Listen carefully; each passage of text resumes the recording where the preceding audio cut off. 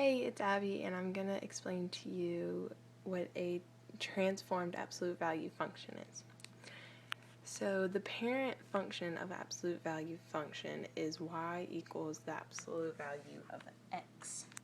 And our transformed function is y equals -2 times the absolute value of x plus 5 minus 3. And if we go down here to our graph, you see that this is our parent function, y equals the absolute value of x. And then if you look at our transformed function, it's down here, and it had to get down here some way, so we transformed it. I'm going to explain to you what all the transformations we did to it.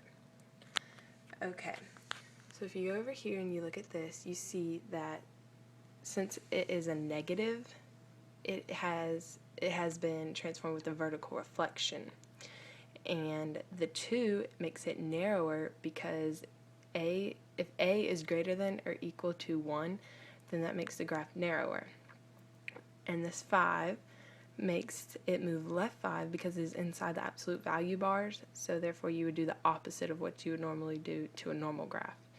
And then the -3 would move it down 3 just like it would for the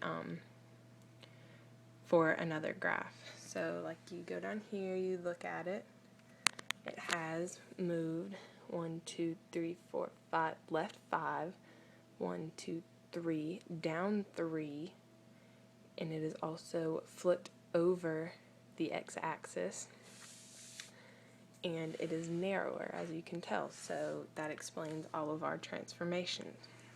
Now looking at our domain, range, and asymptotes, our domain is x equals all real numbers because the graph keeps going on and on.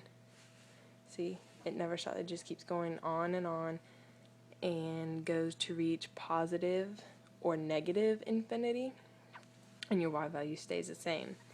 And our range is y less than or equal to -3 because our vertex is -5, -3, and so our point is at -3 right here.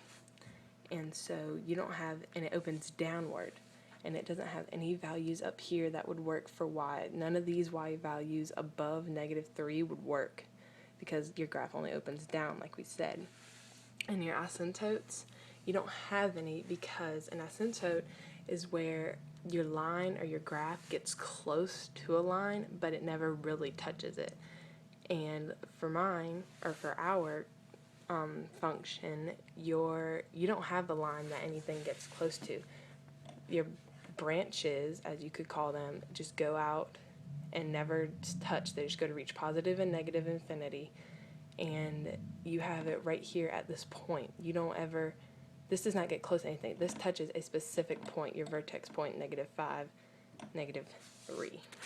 So that is your transformed absolute value function.